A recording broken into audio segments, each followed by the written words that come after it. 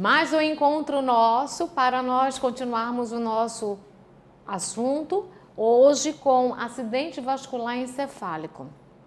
Quando a gente fala em acidente vascular encefálico, nós precisamos saber classificá-lo, porque existem dois tipos de acidente vascular. Nós temos o acidente vascular encefálico isquêmico e nós temos o acidente vascular encefálico hemorrágico. Cada qual com seus sinais, com seus sintomas e com seu tratamento, com reabilitação. E mais uma vez eu repito que nós vamos precisar de uma equipe multidisciplinar, que mais adiante nós vamos conversar sobre isso, tá? Quando a gente fala em acidente vascular, estou falando nisso aqui, ó, acidente vascular encefálico. Então, existe um comprometimento das células neurológicas, tá? E existem situações do nosso dia a dia que levam como predisposição para que algum de nós, né, não sabemos quem nem quando, algum de nós possamos apresentar esse tipo de acidente. Então, essas predisposições, estas causas, nós vamos conversar também sobre isso, tá? Que nada mais é do que um estilo de vida. O que foi que você escolheu de como viver? Qual é o tipo de nutrição? Se faz exercício físico? Se tem o fator hereditariedade? Porque tem aqueles que a gente pode mudar, tem aqueles que a gente não tem como mudar, né? Então, vamos lá continuar.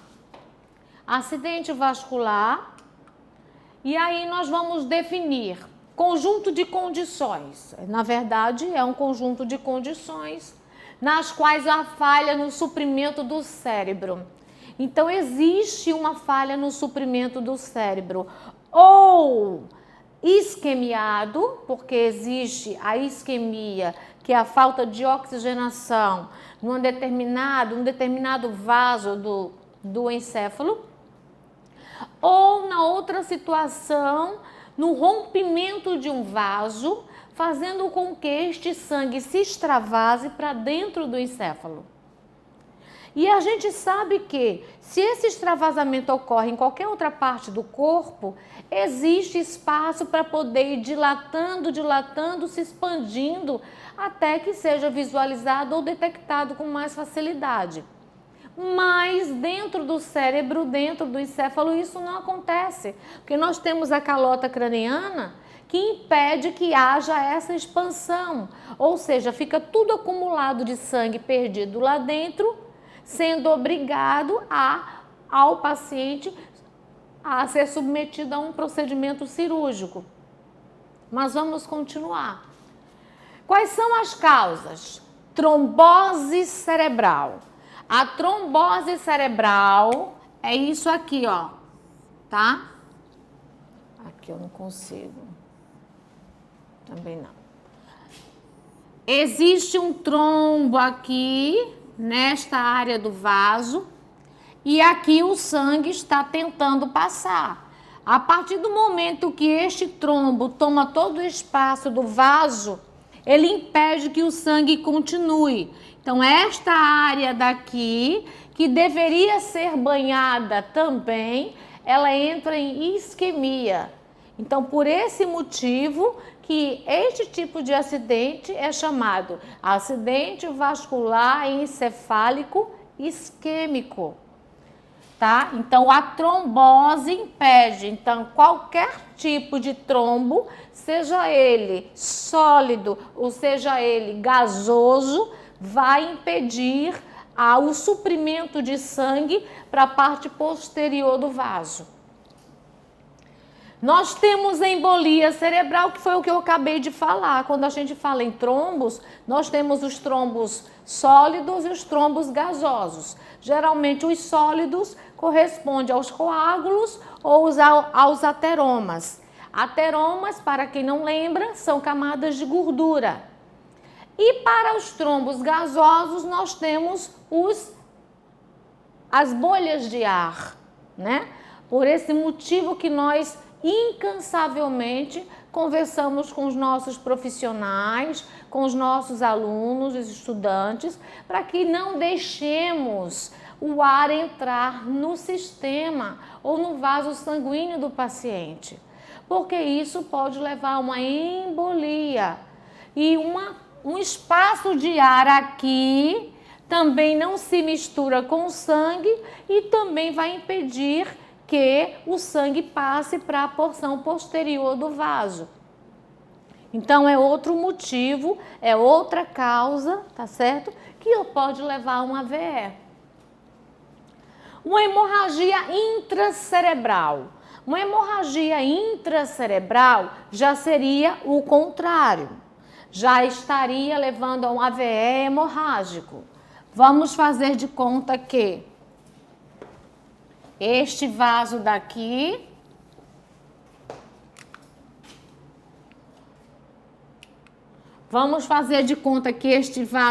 ele está passando por uma dilatação em um dos seus espaços.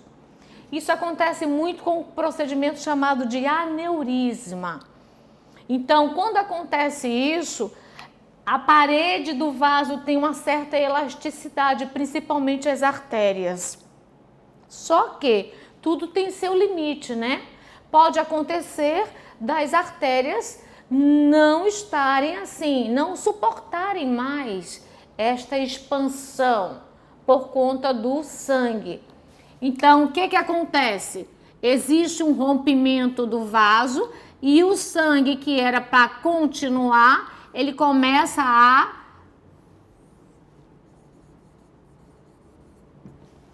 ele já começa a ficar acumulado dentro do cérebro, tomando a parte do encéfalo.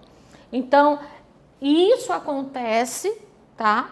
E aí o sangue começa a se coagular e por conta disso é o tipo de AVE considerado mais grave, porque é necessário que o paciente vá para o centro cirúrgico, retirar esse coágulo, porque esse sangue vai coagular, e a gente observar como é que esse paciente vai se portar no pós-operatório. Lembrando sempre de comunicar a família, de conversar com a família, conversar com o próprio paciente, caso ele esteja consciente de que a recuperação é lenta. A recuperação de um paciente com problema neurológico não se espera ou não se deve esperar de um dia para o outro. Nós temos uma recuperação lenta, então precisamos ter paciência, muita paciência. Então, esse aqui é quando existe um extravasamento, uma hemorragia intracerebral. Uma estenose de uma artéria. Estenose de uma artéria que irriga o cérebro, já é outra situação.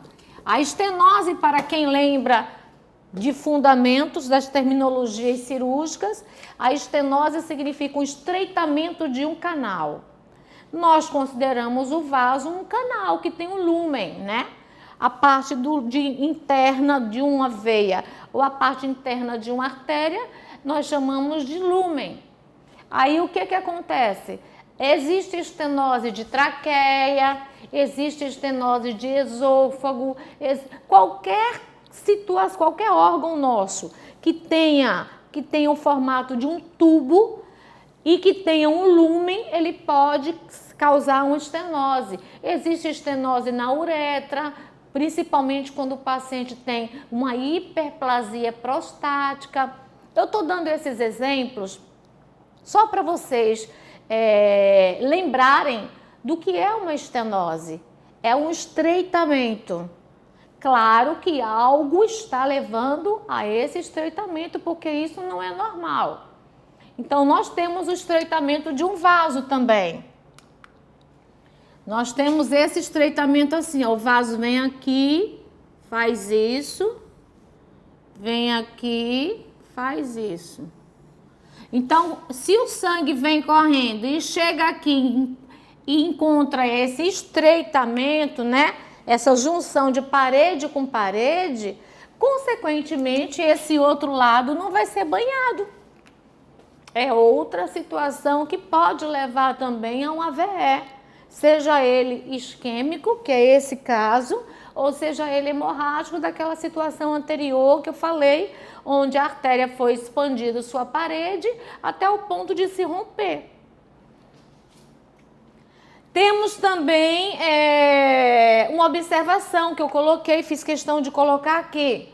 Podem ser acompanhadas por pacientes que têm hipertensão. Hipertensão arterial. Quem é? Me diga, quem foi que ainda não ouviu um determinado comentário de alguém que é hipertenso, que tem essa doença crônica? É muito comum também no diabético, e que reclama de uma cefaleia intensa, uma dor de cabeça que não passa, que é constante, né? Que é insuportável algumas vezes. Não estou falando de enxaqueca, eu estou falando da pressão intracraniana, que nós chamamos de PIC. A pressão intracraniana, o sangue está correndo de uma forma, tá? Ou então está impedindo, está se expandindo ou impedindo a passagem de uma forma que faz com que aumente a pressão intracraniana. E principalmente quando esses pacientes apresentam essas duas patologias que contribuem para o aumento da pressão intracraniana. Então é importante que a gente tenha esse cuidado. Então, concluindo, pacientes com pressão arterial sistêmica, com hipertensão arterial sistêmica e diabéticos, eles têm uma predisposição ao AVE. Isso é fato. Podem procurar em qualquer literatura que vocês vão encontrar. Então, precisamos ter esse cuidado. O tabagismo. Por que o tabagismo? Porque a nicotina começa a se acumular na parede dos vasos, fazendo um papel de ateroma. O ateroma, na verdade, é a camada de gordura. Mas a nicotina vai fazer esse papel.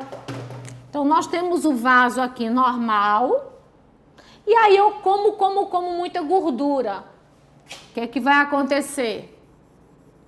As placas vão começar a se acumular na parede dos vasos, fazendo com que haja um impedimento do vaso, né, do sangue ao passar nesse espaço. Então, óbvio que isso aqui não é normal. E aí eu posso substituir esses ateromas pelas camadas de nicotina. Então, os ateromas, que são as camadas de gordura, e a nicotina, né, que vem do cigarro, do tabaco, podem se acumular e fazendo com que haja um impedimento, né, fazendo com que o sangue faça uma força maior para poder passar na parede das artérias. Tanto que nós temos o conceito na literatura que pressão arterial é a força exercida pelo sangue para passar na parede das artérias. E essa força que ele exerce é em decorrência de algumas coisas que estão causando impedimento, tipo os ateromas e as camadas de nicotina que vem do tabaco. Ok? E isso sem contar com o que nós falamos anteriormente em relação aos trombos, que são os coágulos, né? E isso, nós que somos profissionais da enfermagem, nós sabemos que acontece com frequência de termos o coágulo ali formado e aí o colega empurrar o coágulo para poder desobstruir o vaso. Isso aí é um trombo. Como também terminou o soro, o espaço de ar que existe naquele equipo vai todinho para dentro do vaso. Isso também não deixa de ser um trombo, só que o coágulo é um trombo sólido e o ar é um trombo gasoso. Mas todos impedem a passagem do sangue na parede das artérias. E nós temos também a situação da obesidade mórbida, né? O paciente já é obeso, então imagine quantas camadas de gordura tem aqui. E a elevação do colesterol, que também não deixa de ser gordura. Então, na verdade, só são terminologias diferentes que, no final das contas, eles falam a mesma coisa. Estão falando a mesma língua. Quais são os sintomas que um paciente desse pode apresentar? Bom, quais são os sintomas? Nós temos dificuldades de concentração com a debilidade da memória.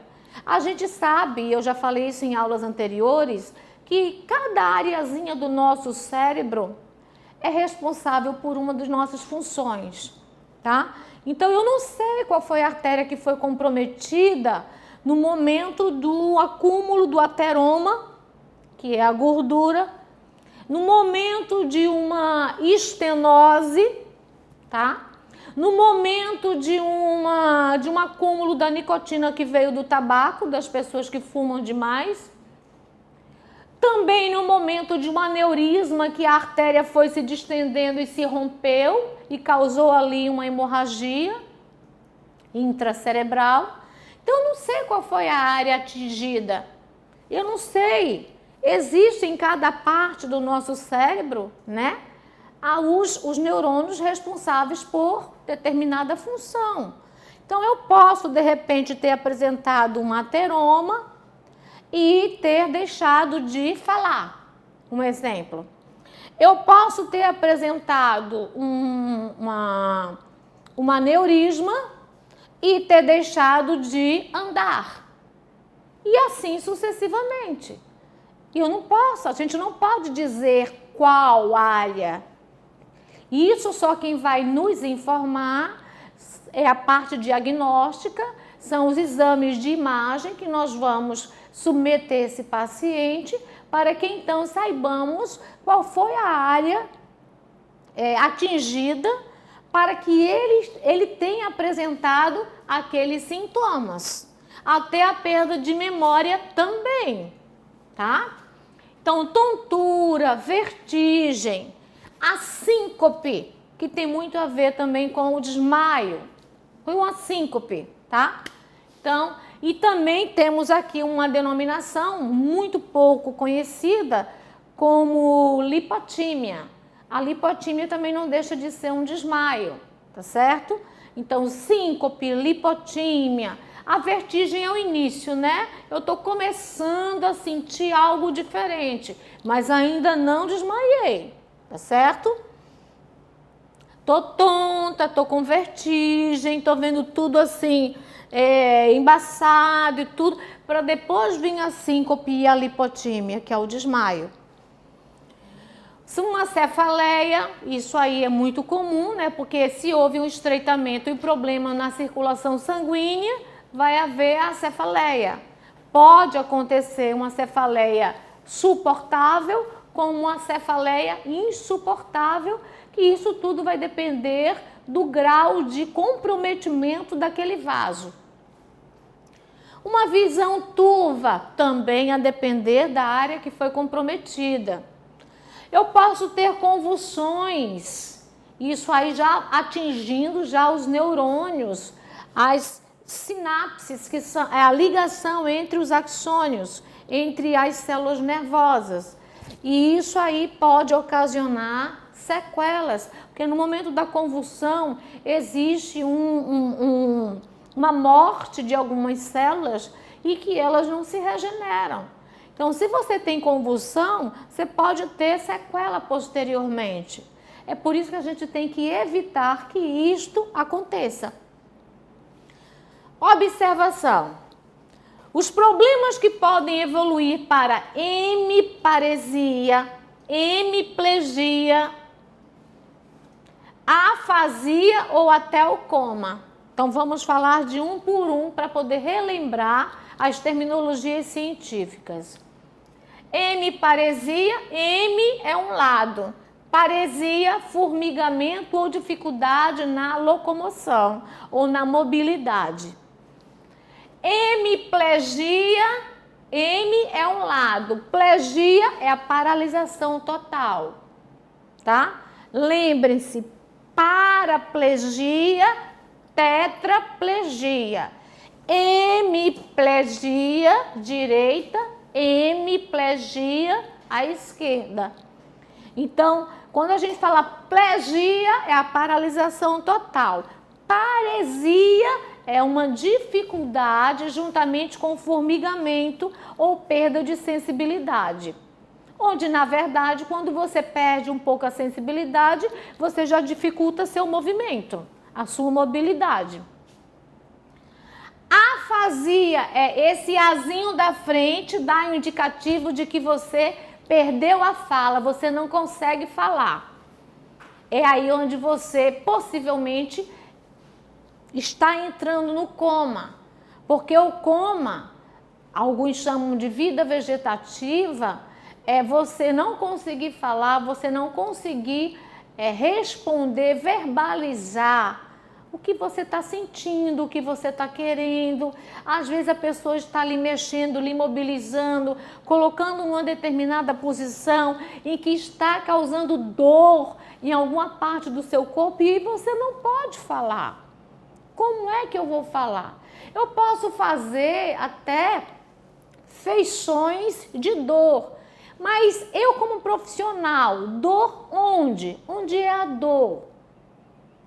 De repente eu não posso me locomover, mostrar onde é a dor. Já é outra situação difícil para a gente. Por isso que eu costumo dizer, eu que já trabalhei em UTI há alguns anos, é muito mais fácil você trabalhar com pacientes lúcidos, conscientes, do que com aqueles pacientes inconscientes ou então conscientes, acordados, porém sem responder. Ou pelas terminologias que nós conhecemos, não responsivos. Eles não respondem, eles não verbalizam. Então tem essa questão que nós precisamos nos preocupar.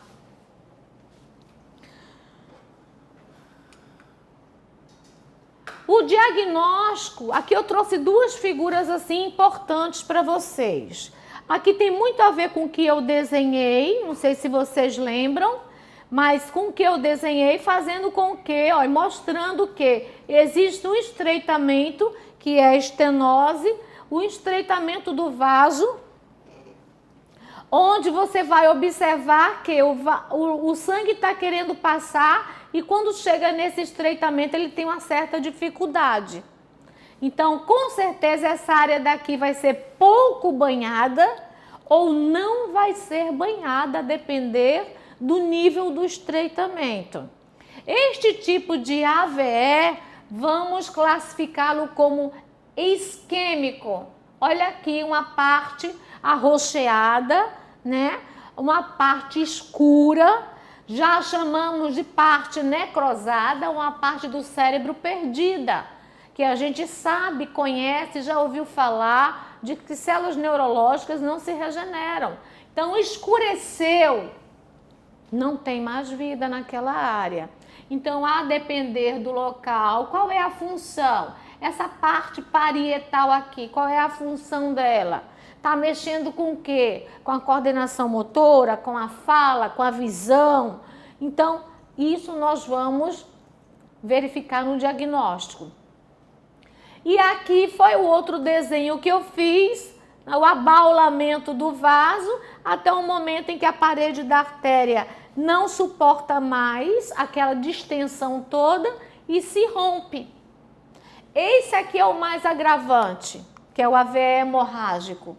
É o mais agravante por quê? Porque ele vai passar o sangue para toda essa área daqui e aqui nós somos protegidos por uma camada óssea, não é? Nós temos uma camada óssea aqui. O osso se estende? Não. O osso não vai se estender. Então, o que é que vai acontecer? O sangue vai ficar todo acumulado aqui, aumentando a pique, que é a pressão intracraniana. Então, esse paciente precisa entrar para o centro cirúrgico depois de ter passado pelo exame diagnóstico, de ter certeza de que realmente existe coágulos ali, comprometendo parte do cérebro, esse paciente precisa entrar no centro cirúrgico o mais rápido possível, para poder retirar esse coágulo, para poder sanar o vaso que continua sangrando, porque ele está jorrando sangue. Então vai precisar cauterizar esse vaso e daí então esperar a reabilitação desse paciente, a recuperação dele. Todas as duas situações são situações que de início precisam de uma unidade de terapia intensiva. Qual dos dois tende a permanecer mais tempo na UTI? O que foi submetido, né, ao centro cirúrgico, a uma cirurgia, e o que foi acometido por um AVE hemorrágico. Esse aqui tende a permanecer mais tempo. Este daqui, o isquêmico, ele pode passar algum tempo na UTI, tá? Mas depois de receber alta e fazer todo o processo de reabilitação fora do hospital. Um fisioterapeuta, um fonoaudiólogo, um terapeuta ocupacional, porque de repente era uma pessoa muito ativa e agora se vê numa situação em que não consegue trabalhar, então a terapia ocupacional vai auxiliar para que ele não entre em depressão. Pode também fazer parte dessa disciplina, dessa equipe multidisciplinar, um psicólogo, né? E o médico, o enfermeiro, eu nem falo. Porque olhe quantos profissionais eu já citei.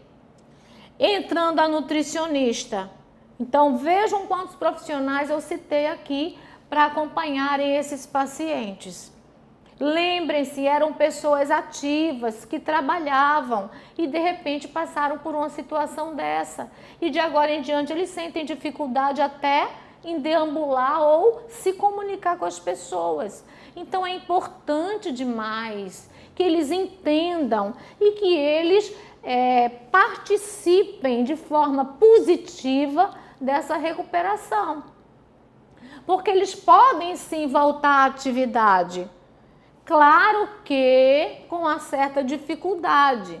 Células nervosas que morrem jamais se regeneram. Então, se eu disser a você que um determinado paciente passou por um AVE, não importa se isquêmico ou hemorrágico, e depois ele voltou ao mesmo comportamento, à mesma situação de antes normal, como se nada tivesse acontecido, eu acho isso um pouco improvável. Porque as células nervosas, quando morrem, não se regeneram. Então, existem até testes para em casa mesmo você fazer essa comprovação de que aquela pessoa, seu parente, está passando por um AVE. Nós pedimos para ele cantar uma música. Quando ele canta a música, aí você observa que ele está balbuciando e não consegue completar as palavras. Primeiro sinal. Segundo sinal, você pede para ele levantar os braços. Você vai observar que um dos braços permanece elevado e o outro cai, como se não tivesse forças para poder permanecer elevado. E o terceiro sinal é um desvio da comissura labial. Então você observa que aqui, ó, um lado da face, ele fica caído, como também na comissura labial. Você observa aqui que existe uma simetria. Já no paciente com sequela de AVE, ele vai apresentar uma assimetria. Então, são sinais notórios de AVE e que você tem que correr imediatamente, porque quanto mais rápido um paciente desse for socorrido, melhor e melhor vai ser a recuperação dele. E mais rápida também. Então aqui nós vamos, deixei bem claro aqui a situação do AVE isquêmico, do AVE hemorrágico, passei para vocês os testes que podem ser feitos, isso você pode fazer no trabalho, em casa, na rua, em qualquer lugar, principalmente quando se sabe que aquela pessoa É uma pessoa hipertensa com alta probabilidade de apresentar uma AVE. Hipertensa ou diabética, como eu já falei, né? Então, o diagnóstico é uma avaliação clínica, né? A parte clínica é eu observar o andar, o falar, a elevação dos membros, a assimetria na face. Essa é a parte clínica, tá? Associada à análise de exames clínicos laboratoriais complementares, ou de repente aqui nesses exames laboratoriais você vai observar o quê? Uma diminuição nas hemácias, se for um AVE hemorrágico. Por quê? Porque ele está perdendo sangue, então está perdendo hemácias. Então o hematócrito começa a baixar. Já a tomografia cerebral, a tomografia computadorizada, é a mais confiável, inclusive mostrando qual parte do cérebro foi afetado. Qual foi a área comprometida? O que normalmente vai acontecer com aquele paciente, ou possivelmente vai acontecer, com aquela área que foi acometida pelo acidente vascular? O que eu espero? O que eu vou passar para a família? Que a família está lá fora esperando por mim para poder saber o que vai acontecer com aquele paciente, tá? Então, era isso que eu também queria passar. É necessário que esse paciente ele tenha uma família bem unida, uma família que entenda o quadro, uma família que entenda o que ele vai passar, uma família que saiba compreender os momentos difíceis para aquela pessoa, como eu falei anteriormente, que era tão ativa, que trabalhava e que agora ela está parada, sem poder fazer muita coisa. Até que, lentamente, através de fisioterapia e outros cuidados, ela venha voltar a realizar de uma forma parcial o que ela realizava antes. Então, tudo, olha, para mim, eu, Jucirene, eu acredito que com a ajuda da família, seja qual for a patologia, o paciente pode ou não ter uma boa recuperação ou até uma recuperação mais rápida. Mas para isso a família tem que estar junto, tem que ajudar, tem que entender, compreender, entendeu? Então, fora a equipe multidisciplinar, a família está dentro, faz parte, é importante. Tratamento. Bem, depende muito da causa estabelecida, como eu citei anteriormente, né? Cada paciente é um paciente diferente do outro. O fato dos dois terem apresentado um acidente vascular não significa obrigatoriamente que os dois vão apresentar complicações, sequelas iguais e consequentemente, tratamentos iguais. Então, tudo vai depender da área que foi comprometida, tá certo? Verificação dos sinais vitais com exatidão em intervalos regulares, isso aí é uma coisa notória, porque se é um paciente que de repente apresentou um AVE em decorrência do aumento de uma pressão arterial, seja ele um hipertenso ou seja ele um diabético ou com qualquer outra patologia que mexa com a pressão arterial, é óbvio que eu preciso verificar esses sinais vitais, principalmente a pressão arterial, com intervalos menores. É o que acontece na UTI. Na UTI nós verificamos sinais vitais a cada 2 horas, seja ele hipertenso ou não. Porque precisamos lembrar que mesmo que aqueles que não sejam hipertensos, existem situações emocionais que podem fazer com que a pressão suba. Então, eu preciso desse entendimento para saber que, não, O paciente seu João do leito 1, eu preciso verificar porque ele é hipertenso e apresentou um AVE. Mas o seu José do leito 2, eu não preciso verificar a PA dele porque ele não é hipertenso. De jeito nenhum. Eu vou verificar também. Porque só o fato dele estar na UTI, de repente ter presenciado uma parada cardiorrespiratória, a movimentação, né? A agilidade dos profissionais, aquele corre-corre, isso já pode ter mexido com a pressão arterial dele. Então, eu preciso também verificar a PA do seu José. Não importa. Posicionar o paciente deitado um ângulo de 30 graus, justamente para muito sangue não chegar na parte da cabeça, principalmente se ele sofreu um AVE hemorrágico. Então, eu elevo um pouquinho a cabeceira, 30 graus é suficiente, para poder evitar que isso aconteça. Porque se ele ficar em decúbito horizontal, sem elevação de cabeceira nenhuma, então o sangue vai correr de forma por igual. Então, vai chegar sangue lá no cérebro e, consequentemente, vai sangrar mais. Então, eleva um pouquinho essa cabeceira.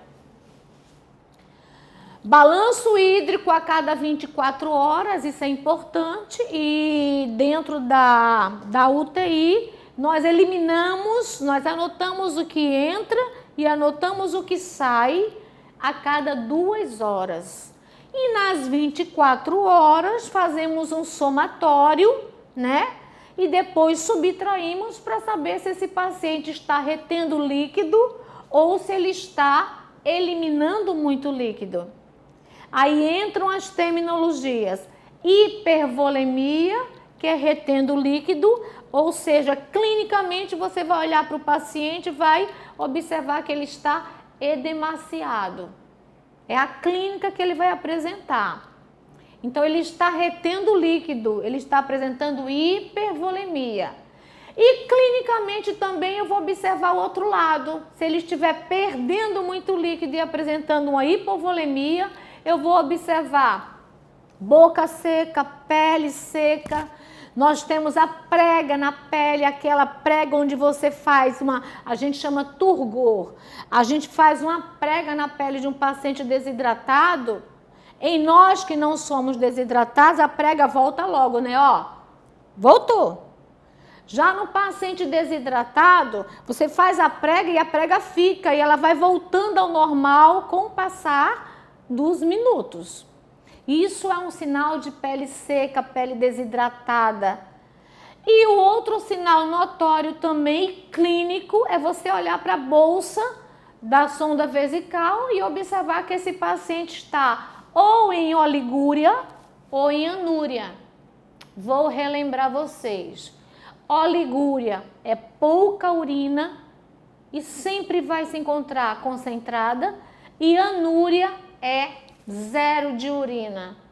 Então, é um paciente extremamente desidratado.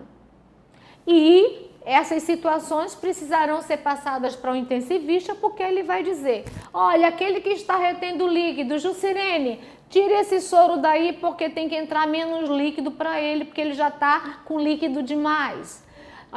Jucirene, olha, aquele que está desidratado, vamos colocar mais, vamos infundir mais um frasco de soro para poder hidratar esse paciente. E cada um vai ter o seu tratamento. Ficou claro? Reorientar o paciente logo que este recobre a memória. Então, quando ele recobrar a memória, que acordar, ele vai te perguntar onde está, o que aconteceu, né? Quanto tempo ele está ali, de repente qual o dia da semana, perguntar dos familiares e etc e tal. Então, é necessário que fiquem atentos para que nesse momento você saiba orientar esse paciente e explicar a ele que vai precisar muito da ajuda dele, que ele entenda o que está passando e que ele contribua. Porque muitos caem em depressão e aí a gente não tem a ajuda deles, entendeu? Então, quando cai em depressão, aí é aquele paciente que vai se entregando e a gente não tem nenhuma resposta positiva. Pelo contrário, quando a gente espera que ele levante, que ele melhore, ele cai. Mas cai porque ele próprio ele próprio quis cair, tá? Então, a gente precisa passar ânimo para esse paciente, precisa passar que ali não é o fim da carreira, que ele pode sair daquele quadro, tá certo? Falar sobre o programa de reabilitação, onde vai entrar a equipe multidisciplinar, que vai ajudá-lo bastante, e a depender dele, ele é o personagem principal. Não vai adiantar ter fonoaudiólogo, ter médico, enfermeiro, terapeuta ocupacional, nutricionista, nada disso vai adiantar se ele não cooperar ou ele não quiser. Se ele se entregar, nada disso vai adiantar. Estou falando sério por experiência, já vi muitos casos assim. Então você precisa querer, você precisa superar esse momento. Observação: a maioria dos cuidados realizados pelo fisioterapeuta podem ser continuados pela família.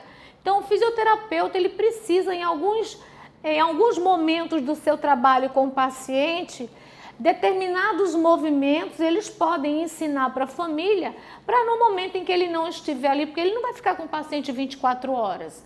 Então ele pode explicar para a família e a família dali, na saída dele, vai mudar de decúbito, faz um movimento que o fisioterapeuta explicou, vai dar um banho, faz um movimento, tudo isso já vai ajudar. Não precisa ficar esperando só o momento do fisioterapeuta chegar em casa, tá certo? Ou de você ir até o fisioterapeuta.